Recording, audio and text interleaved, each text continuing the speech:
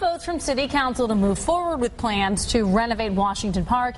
New questions arise tonight about an old cemetery under that park. Yeah, and one of those questions, should the renovation even take place, knowing that some people are still buried there?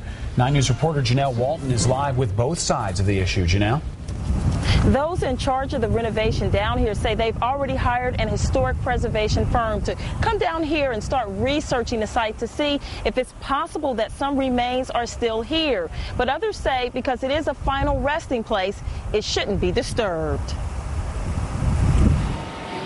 Plans to dig up parts of Washington Park for a new 450-car underground parking garage, a play area, and dog park could disturb the final resting place for some Cincinnatians. I feel that they shouldn't excavate because it's sacred ground for so many people. Cincinnati Historical Society Library says old documents state graves were moved to Spring Grove Cemetery in the mid-1800s after the city purchased the property. But there are no records indicating that all remains were removed. That concerns Yolanda Britton, who grew up in the area. I can see a lot of positives. It definitely needs a facelift, but there's that one factor. There may be bodies under this park. So, I mean, I won't want nobody disrupting my grave site. 3CDC and the Cincinnati Park Board are over the $47 million project. 3CDC released this statement saying, quote, the archaeological and historic preservation firm of Gray and Pape is in the process of researching the site's history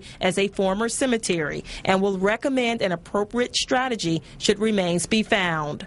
The vice mayor of Cincinnati says she trusts 3CDC will keep its word to handle any excavation with dignity. When development started there, the graves that were there were moved to Spring Grove Cemetery. But for whatever reason, a small section of graves remains are still there, and those have to be moved if we're going to redo the Washington Park. Britton says she wishes the park could get a new look without disturbing the past. You don't want to disrupt people's grave sites, but at the same time, you want to see the park, upgraded also.